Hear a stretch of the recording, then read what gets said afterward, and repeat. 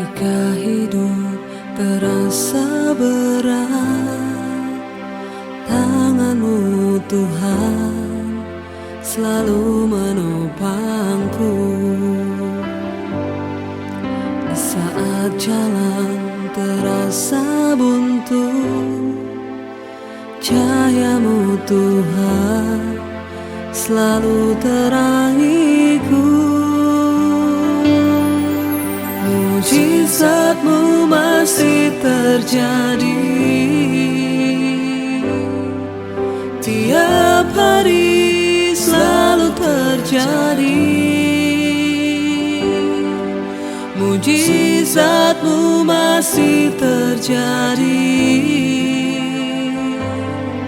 setiap hari, selalu terjadi.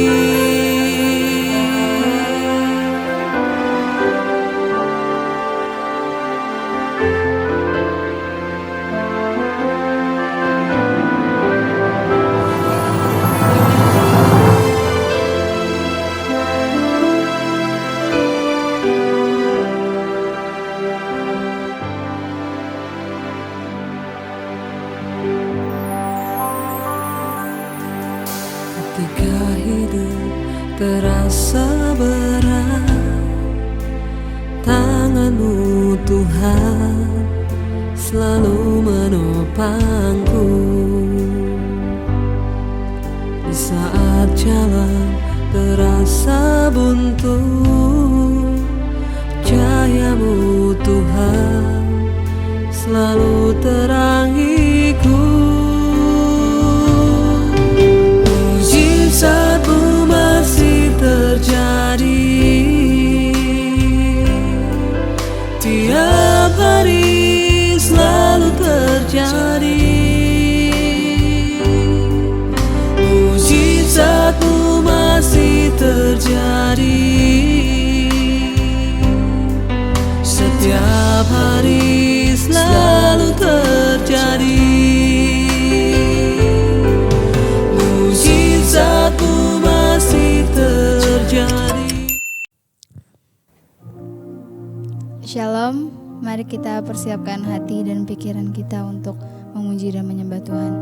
Tuhan, kami bersyukur Tuhan untuk kebaikan-Mu Tuhan di dalam hidup kami Tuhan, untuk kesetiaan-Mu Tuhan yang selalu ada di dalam hidup kami Tuhan, untuk anugerah-anugerah-Mu yang setiap hari baru Tuhan. Kalau sekarang kami ingin meninggikan nama-Mu Tuhan, kiranya Engkau menyertai ibadah ini Tuhan dari awal hingga akhir Tuhan, biar apa yang kami lakukan berkenan di mata-Mu Tuhan. Terima kasih Tuhan, dalam nama Yesus kami berdoa dan mengucap syukur, amin. Kami persembahkan hidup kami Tuhan.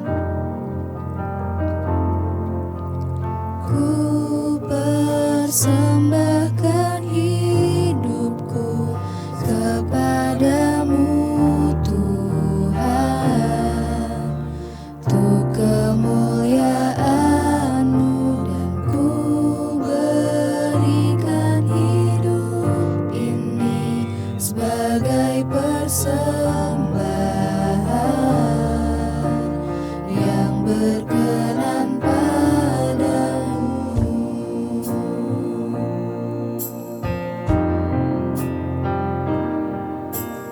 Ku persembahkan hidupku kepadamu Tuhan, untuk kemuliaan-Mu, ku berikan hidup ini sebagai persembahan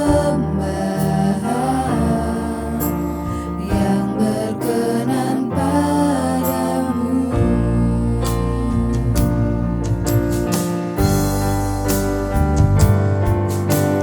Ku persembahkan hidupku kepadamu Tuhan, untuk kemuliaan-Mu, ku berikan hidup ini sebagai persembahan yang berkenan padamu.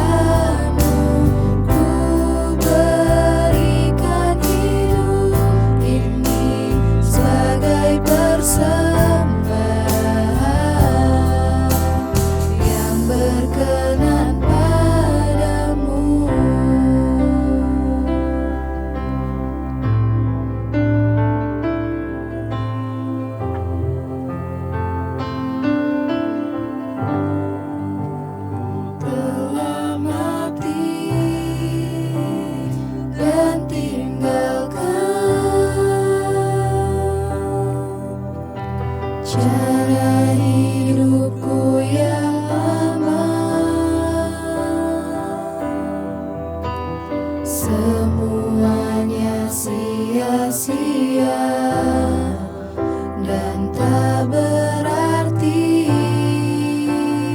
lagi. Hidup ini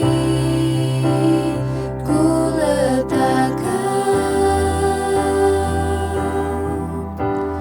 pada mezbah-Mu ya Tuhan. Jadilah padaku seperti yang Kau ingini.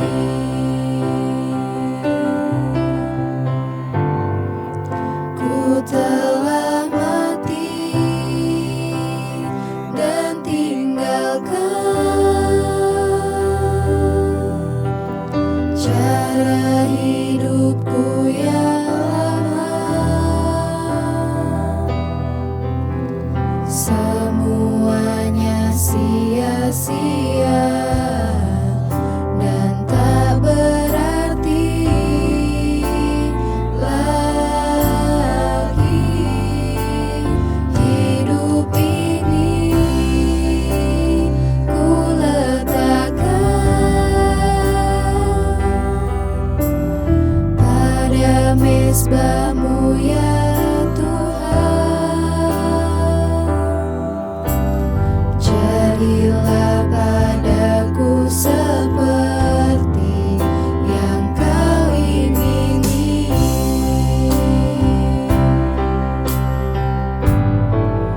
Ku telah mati dan tinggalkan cara hidupku yang lama.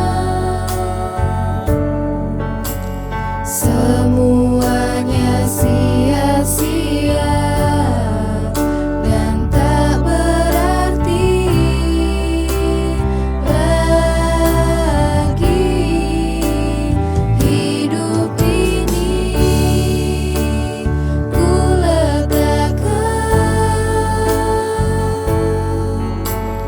pada mezbah-Mu ya Tuhan.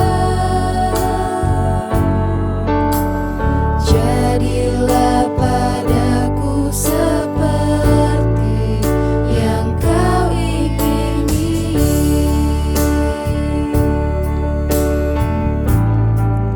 Ku telah mati dan tinggalkan cara hidupku yang lama. Semuanya sia-sia dan tak berarti lagi.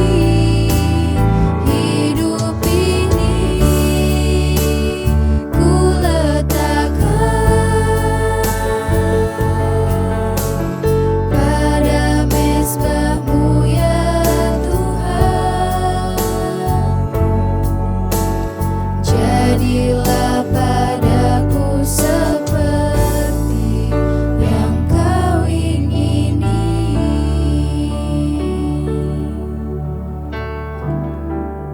Terima kasih Bapa buat hari ini. Terima kasih Engkau masih mengizinkan kami untuk beribadah. Bapa, terus bawa kami dalam perkenanan-Mu Tuhan, supaya ibadah yang kami lakukan di hadapan Tuhan tidak menjadi sia-sia, tetapi mendatangkan perkenanan atas hidup kami. Terus berbicara kepada kami umat-Mu Tuhan, agar kami mengerti apa yang Tuhan mau di hidup kami, terutama di hari-hari terakhir ini. Urapi hamba-Mu yang tidak ada apa-apanya, urapi setiap kami rindu mendengarkan firman Tuhan. Bukakan setiap rahasia kebenaran-Mu Roh Kudus. Di dalam nama Tuhan Yesus kami bersyukur, haleluya, amin, amin. Ya, shalom saudara, apa kabarnya hari ini? Saya percaya kita semua tentunya dalam keadaan baik, sehat dan luar biasa. Ya saudara, apapun keadaan kita mau tetap belajar bersyukur kepada Tuhan. Iya, kita berjumpa lagi di hari Minggu ini. Tanpa terasa kita sudah memasuki bulan September. Begitu cepat waktu berlalu, tetapi pemeliharaan Tuhan nyata buat setiap kita. Dia Tuhan Tuhan yang tetap setia dan tidak pernah meninggalkan kita. Baik, hari ini saya akan sama-sama kita belajar firman Tuhan, dan saya akan menyampaikan firman Tuhan dengan tema ibadah yang berkenan, ya.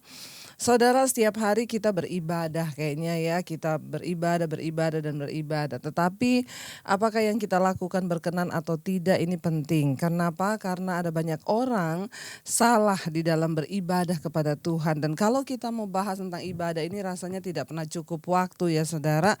Iya, beberapa waktu yang lalu ada seseorang yang menelpon saya, dia berkata gini, Bu, saya itu tidak pernah absen ya ikut doa di gereja, Bu, ya, tetapi kemarin baru 1 kali saya tuh absen ikut doa di gereja, ya. Lalu akhirnya istri saya saja yang berangkat ibadah ya ke gereja berdoa. Tapi pas pulang istri saya tuh marah-marah, Bu, ya. Kenapa? Karena ternyata dia bilang, kamu gak datang di gereja sih berdoa, makanya orang tuh semua ngomongin kamu. Ya, katanya begini. Ya, lalu dia bertanya pada saya, loh Bu, sebenarnya arti ibadah itu apa sih? Apakah memang kita ini harus datang ke gereja atau harus bagaimana gitu ya? Saya tuh kok ya jadi ndak sejahtera gitu. Istri saya pulang doa dari gereja malah marah-marah. Jadi buahnya ibadah itu yang seperti apa?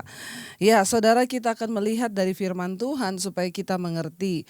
Bagus pertanyaannya, agar kita tidak terjebak, jangan berpuluh tahun jadi Kristen tapi kita nggak ngerti ibadah yang berkenan di hadapan Tuhan itu yang seperti apa, yang mendatangkan berkat bagi hidup kita.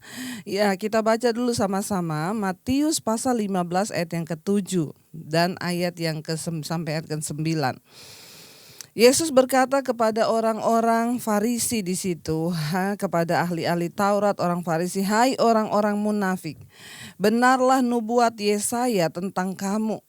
Bangsa ini memuliakan aku dengan bibirnya, padahal hatinya jauh daripadaku. Percuma mereka beribadah kepadaku, sedangkan ajaran yang mereka ajarkan ialah perintah manusia. Saudara, hari-hari ini kita semua beribadah. Mari kita cek apakah kita ini beribadah karena memang menyenangkan hati Tuhan dengan sebuah kerinduan yang datang dari hati, atau kita hanya mau mengikuti aturan atau perintah manusia, ya. Jadi kalau kita nggak datang sekali lalu diomongin manusia, lalu kita menjadi aduh seperti apa ya, akhirnya kita menyepelekan dan tidak lagi mengingat Tuhan. Ya, bahkan saudara, saya pernah ada di satu gereja, ya, itu ketika pas penyembahan itu ya, jadi orang-orang satu-satu tuh di-syuting saudara, ya.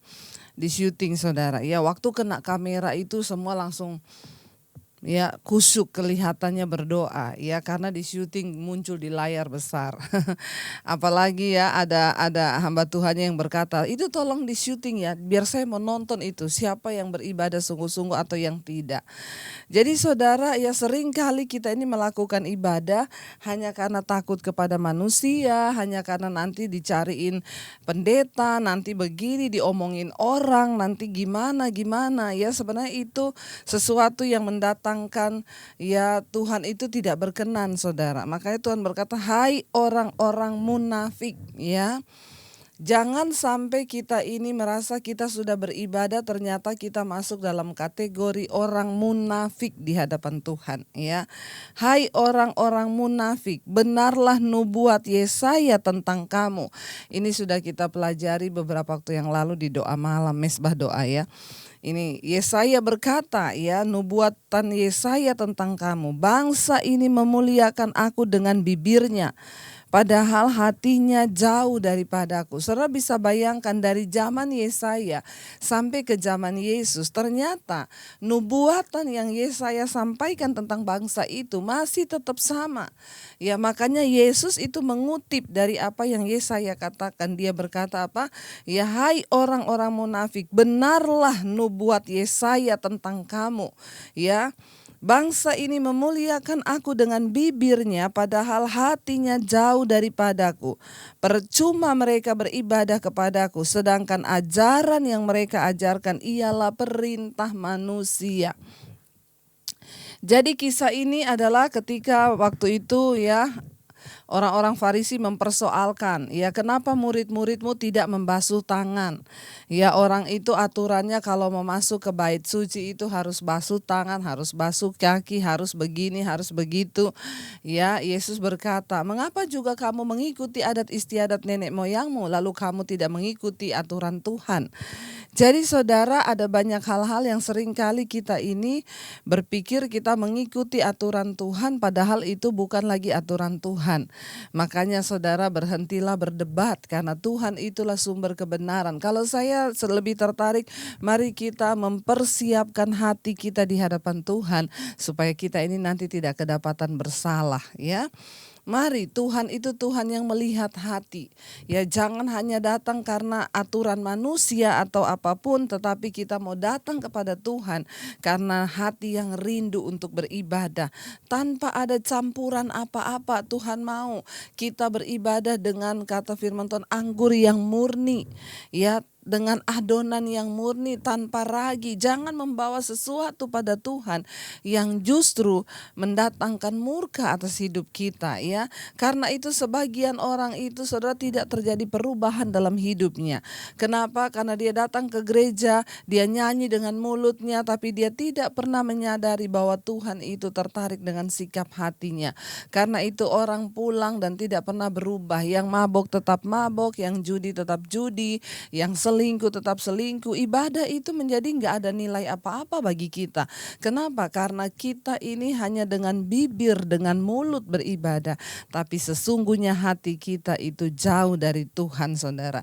Tuhan tidak mau yang seperti itu. Ya, Tuhan menentang orang-orang yang seperti itu. Mari kita kembali kepada firman Tuhan. Jangan hanya mengikuti aturan-aturan manusia, tetapi lebih dari itu kita mau mengikuti aturan Tuhan. Ya, jangan beribadah hanya karena kewo nggak enak sama orang, nanti dibilang begini, nanti kalau nggak datang dibilang begitu. Apalagi sebagian orang ke gereja hanya mementingkan baju dan penampilan. Kita harus berpakaian yang baik, tetapi jangan baju menjadi alasan, ya. Seringkali saya mendengar ada ibu-ibu yang berkata, iya Bu, anak saya itu nggak mau ke gereja, alasannya kenapa? Nggak ada baju, ya, nggak punya baju. Sebenarnya kita ini mau beribadah atau mau datang mempersembahkan hati? Ya, saya berdoa supaya kita ini menjadi orang yang punya pemahaman yang benar, supaya kita mengerti bahwa kita ini menyembah Tuhan yang lebih tertarik dengan hati kita, ya, dan bukan dengan perkataan mulut kita. Jadi bertobat saudara, ya, jangan sampai Yesus mengecam kita menjadi orang Kristen yang munafik. Kenapa? Hati mereka jauh tetapi mulut mereka itu kelihatannya wah kalau sudah berdoa dengan mulut hebat tetapi hatinya jauh. Karena itu hidupnya tidak pernah berubah. Apa ciri-ciri orang yang munafik? Hidupnya nggak berubah, di mulut lain, di hati lain. Jadi kita mau mendapat perkenanan Tuhan bagaimana? Waktu hati kita ini kudus dan kita merindukan Tuhan sungguh-sungguh, bukan karena paksaan, bukan karena apa kata orang, tapi kita mau beribadah mencari Tuhan. Kenapa? Karena memang hanya Tuhan yang layak, dan karena memang kita butuh Tuhan, kita rindu Tuhan, kita ingin mendapatkan sesuatu dari Tuhan. Saya bersyukur kalau saudara tetap setia mengikuti mesbah doa. Bahkan saya mendapat banyak WA yang berkata, Bu, ya mesbah doa itu menjadi menu yang saya tunggu-tunggu. Ya, kita mulai belajar tentang beribadah yang berkenan di mesbah doa. Kenapa? Nggak ada yang lihat. Ya, tidak ada yang melihat saudara. Saudara dengan keluargamu datang kepada Tuhan, mengalami perubahan hidup, mendengarkan firman. Mari kita belajar terus menyenangkan hati Tuhan hari-hari ini, ya saudara. Jangan cuma datang dengan mulut tetapi hatinya menjauh dari Tuhan. Kita mau datang untuk sungguh-sungguh mencari Tuhan. Ya, saya pernah kasih contoh begini saudara. Ada dua orang bersahabat, ya. Lalu temannya berkata sama temannya yang satu, besok kamu ke gereja nggak? Ya nggak mau mancing aja ya. Loh kok kamu nggak ke gereja? Besok kan hari Minggu. Enggak, saya mau mancing ya. Oh kamu tuh ya berdosa loh nggak ke gereja malah mancing. Ya udah ndak apa-apa kalau kamu mau ke gereja silakan. Ya akhirnya yang satu ke gereja, yang satu mancing saudara. Yang di gereja itu ya mikirin temennya. Aduh ya Ini saya datang di gereja, pendetanya bikin ngantuk, mending saya tadi mancing ya. Dia di sana udah dapat berapa ekor ikan ya. Kira-kira aduh enak banget ya mancing ya. Selama ikut ibadah di gereja pikirannya mancing. Sebaliknya yang lagi mancing itu saudara, dia bilang gini, aduh Tuhan saya ini kayaknya berdosa deh, harusnya tuh saya tadi ini ke gereja daripada saya mancing. Ampuni aku Tuhan. Lalu dia mulai merenungkan hidupnya saudara di samping sungai ya, dengan tangan dengan pancing di tangannya dia mulai merenungkan, Tuhan ampuni aku Tuhan. Ya Engkau sudah begitu baik bagiku Tuhan, dan aku itu menyia-nyiakan semua anugerah Tuhan dalam hidupku. Ampuni aku Tuhan. Yang di gereja, aduh lebih enakan mancing nih tadi. Jadi saya mau tanya sama saudara, kira-kira yang hatinya itu di Tuhan dilihat berkenan yang mana? Ya saudara menilai sendiri, tapi bukan berarti ya oh kalau gitu kita nggak usah ke gereja aja, mancing aja terus, yang penting hati. Enggak. Saya lagi mencoba memberikan makna hati yang berkenan di hadapan Tuhan tuh yang seperti apa. Jangan kita tertipu dengan kegiatan-kegiatan fisik yang kita pikir. Hari-hari ini kan banyak orang kelihatannya melayani, tapi hatinya nggak ada yang tahu. Ya, ketika kita benar-benar mau mempersembahkan hidup dan hati kepada Tuhan, itulah yang Tuhan berkenan. Ya, kalau Anda di gereja ya di gereja dengan hati yang di gereja, lagi ibadah kepada Tuhan ya, bukan di gereja tapi pikirannya kemana-mana, ya itu nggak mempersembahkan hati. Tuhan berkata, hai orang-orang munafik. Ya, jangan saudara ya, mungkin sebagian dari kita menganggap ibadah itu sebagai hanya kebiasaan turun-temurun. Ya karena kalau saya tuh nggak ke gereja nanti orang tua saya marah, papa saya marah, rutinitas sejak kecil. Jadi ada orang-orang yang aduh kalau nggak ke gereja itu rasanya, tapi hidupnya nggak pernah berubah. Puluhan tahun dia ke gereja seperti itu tiap hari Minggu, tetapi hidupnya nggak pernah berubah. Karena kita berpikir ibadah itu hanya sebuah rutinitas, kita datang, duduk, dengar, pulang. Nggak pernah terjadi apa-apa dalam hidup kita ya. Kita tidak pernah datang dengan hati yang rindu mencari sesuatu yang benar-benar datang dari Tuhan. Aduh nanti ini apa ya firman-Nya, saya mau datang pada Tuhan, saya mau ya berdoa, saya mau membawa hati dan hidup saya kepada Tuhan. Ya karena itu saudara, jangan jadi orang munafik ya. Kita mau menjadi orang yang sungguh-sungguh berkenan di hadapan Tuhan ya, supaya kita ini bisa menjadi orang yang tidak munafik saudara. Kekristenan kita bisa dibaca oleh semua orang. Orang melihat, oh iya dia itu sekarang hidupnya berubah loh. Ya sejak dia rajin ke gereja, sejak dia rajin ikut Tuhan, itu hidupnya sekarang berubah. Itu kan yang kita rindukan dan Tuhan rindukan ya saudara. Yang berikutnya saya pengen kita sama-sama baca saudara ya. Firman Tuhan dari 1 Timotius 4 ayat yang ke-7 ya. 1 Timotius 4 ayat yang ke-7, tetapi jauhilah tahayul dan dongeng nenek-nenek tua, latihlah dirimu beribadah. Latihan badani terbatas gunanya, tetapi ibadah itu berguna dalam segala hal karena mengandung janji, baik untuk hidup ini maupun untuk hidup yang akan datang. Ya, jauhi tahayul dan dongeng nenek-nenek tua. Banyak orang Kristen yang udah Kristen tapi masih percaya tahayul. Ya masih percaya. Kemarin itu saudara ada seorang yang konseling kepada saya. Ya dia bilang, Bu tolong doakan saya Bu, saya mau bertobat. Kenapa? Saya ini hidup sebagai simpanan suami orang. Ya lalu saya mendengarin khotbahnya Ibu Debbie, saya pengen bertobat. Ya karena saya tinggal di luar pulau jauh Bu dari Jakarta.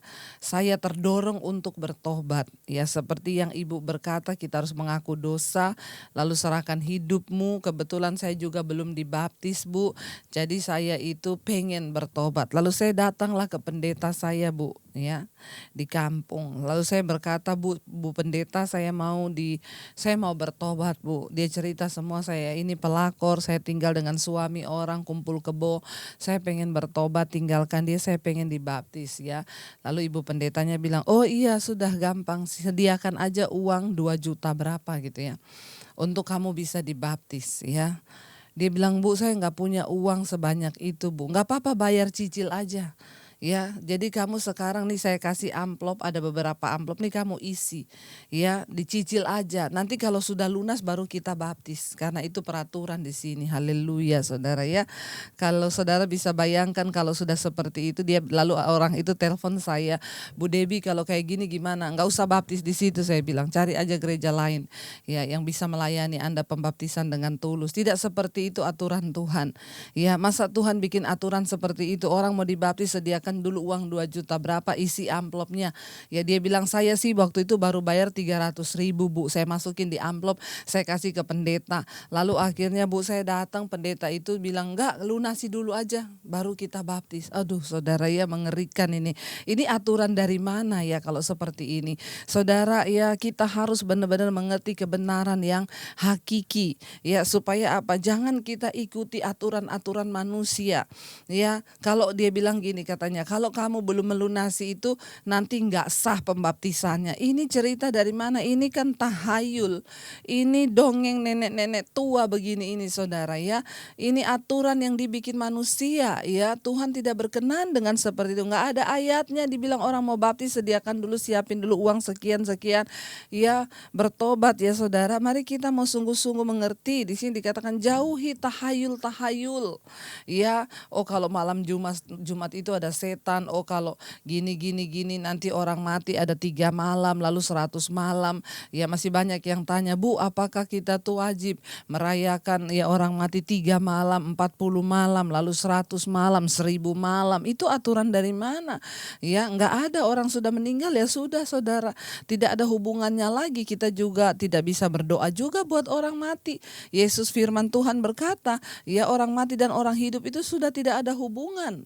Saatnya kita berdoa bagi orang-orang kapan? Waktu dia masih hidup. Doakan waktu dia masih hidup. Ya, ketika dia masih ada, orang tuamu masih hidup, doakan Saudara ya.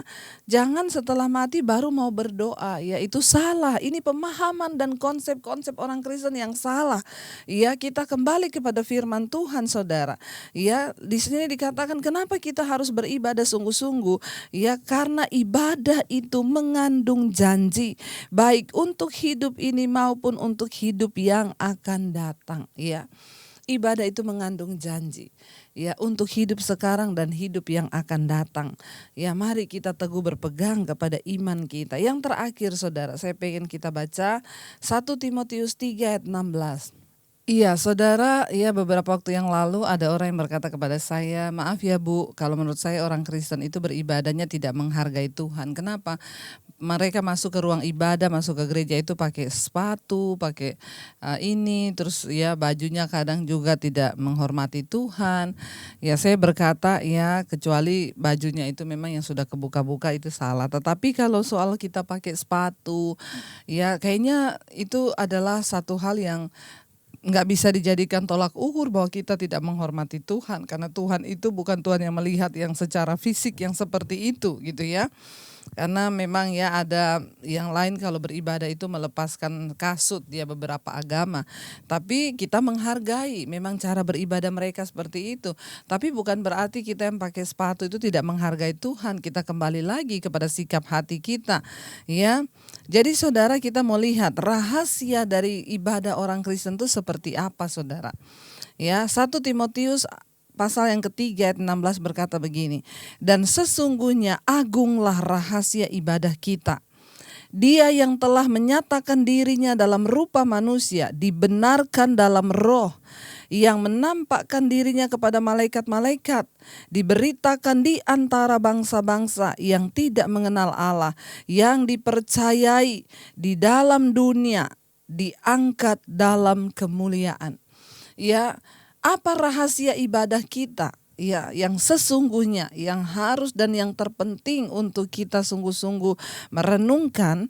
Dan sesungguhnya firman ini berkata, agunglah rahasia ibadah kita, Dia yang telah menyatakan dirinya. Apa rahasia ibadah orang Kristen sesungguhnya? Adalah berpusat kepada Kristus. Tuhan yang menyatakan dirinya dalam rupa manusia. dibenarkan dalam roh yang menampakkan dirinya kepada malaikat-malaikat, dan diberitakan di antara bangsa-bangsa yang tidak mengenal Allah, yang dipercayai di dalam dunia, dan diangkat di dalam kemuliaan. Itu rahasia ibadah kekristenan. Ya, Kristus yang adalah Tuhan yang datang sebagai manusia. Ya, itu rahasia ibadah kita. Bahwa kita percaya Tuhan telah datang dalam rupa manusia, yaitu di dalam Kristus Yesus Tuhan. Dia yang mati disalibkan, diberitakan di antara bangsa-bangsa yang tidak percaya. Termaksud saya yang dulunya tidak percaya, kemudian akhirnya menjadi percaya kepada Kristus. Ya, saya juga telah mendapatkan ibadah, rahasia ibadah yang sesungguhnya. Ya, jadi saudara, mari, apa rahasia ibadah kita yang sesungguhnya? Rahasia ibadah kita yang sesungguhnya adalah mempercayai Kristus, Tuhan yang datang dalam rupa manusia, dan Dia diberitakan di antara bangsa-bangsa. Dan kita percaya Yesus datang, mati, disalib untuk memberikan kita keselamatan yang kekal. Kenapa saudara? Karena darahnya tercurah. Untuk apa? Untuk menebus setiap kita. Dan ketika kita ditebus, hidup kita diubahkan menjadi sama seperti Dia. Kita ditebus dari dosa kita meninggalkan setiap pelanggaran kita, dan hidup kita memuliakan Dia. Itu rahasia ibadah kita, di mana kita menerima Yesus sebagai Tuhan. Dan saya bersyukur saya telah mengalami ibadah yang sejati itu. Saya bersyukur saya telah mengerti rahasia ibadah dari kekristenan kita yang sesungguhnya, yaitu mengenal Kristus, Tuhan yang datang sebagai manusia. Mari kita tundukkan kepala. Terima kasih Tuhan, karena Engkau Tuhan yang datang sebagai manusia. Engkau menyatakan kasih-Mu bagi kami. Bahkan Engkau rela mati, mencurahkan darah-Mu tertumpah bagi kami. Terima kasih buat anugerah-Mu Bapa. Bahkan kalau hari ini kami boleh melakukan perjamuan kudus Tuhan, kami percaya ini adalah sebuah kesempatan yang indah yang Tuhan berikan bagi kami untuk menghormati darah dan tubuh-Mu Tuhan. Biarlah kami tidak main-main dengan kekristenan, tidak main-main dengan ibadah kami. Inilah rahasia ibadah Tuhan yang turun sebagai manusia, mati dan disalibkan bagi setiap kami, dan yang namanya diberitakan di antara bangsa-bangsa. Kami mau terus Tuhan menyatu dengan Engkau. Biarlah Tuhan kami terus menyatu dengan tubuh dan darah-Mu. Dan bahkan sebelum kami melakukan perjamuan, kami berdoa Tuhan, kuduskan kami, sucikan kami kalau ada dosa-dosa yang masih kami lakukan.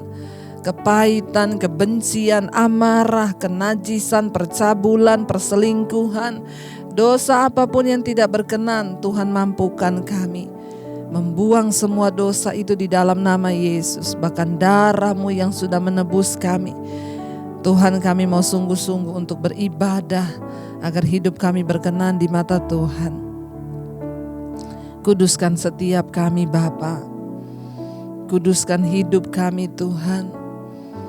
Kami mau sungguh-sungguh untuk masuk di dalam perjamuan pada hari ini. Ku telah mati dan tinggalkan cara hidupku yang lama. Semuanya sia-sia dan tak berarti lagi. Hidup ini ku letakkan pada mezbah-Mu ya Tuhan. Jadi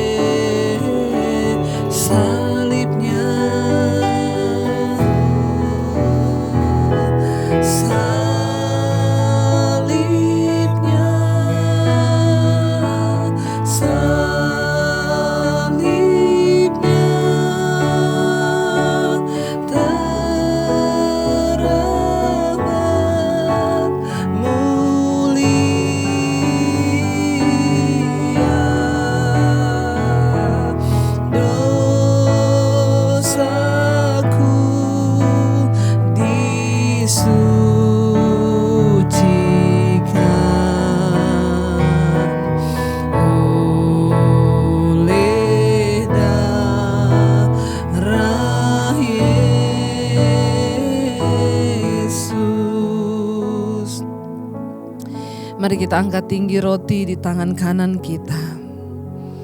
Inilah tubuh yang tercabik-cabik akibat pelanggaran kita. Inilah daging yang terkoyak akibat kesalahan kita. Terima kasih Tuhan. Terima kasih buat semua penderitaan yang Engkau lakukan atas kami. Terima kasih buat tubuh-Mu yang tercabik. Terima kasih Bapa. Kami percaya Engkau sudah menyelamatkan kami. Mari kita angkat tinggi roti di tangan kanan kita.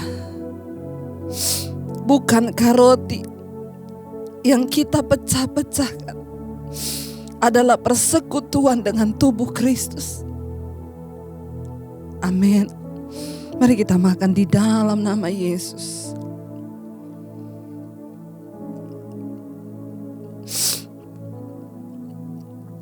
Mari angkat cawan anggur di tangan kanan kita. Terima kasih buat darah-Mu yang tertumpah Tuhan. Darah yang mengucur, darah yang memberikan kesembuhan bagi kami, darah yang memulihkan hidup kami, darah yang membebaskan setiap kutuk atas hidup kami. Baik kutuk-kutuk keturunan, kutuk sakit penyakit, kutuk kemiskinan, kami sudah dilepaskan oleh darah yang tercurah di atas kayu salib. Karena itu hari ini kami bersyukur buat curahan darah-Mu bagi kami. Kami terima dengan iman Tuhan semua pengorbanan-Mu bagi kami. Mari kita angkat tinggi cawan di atas tangan kanan kita.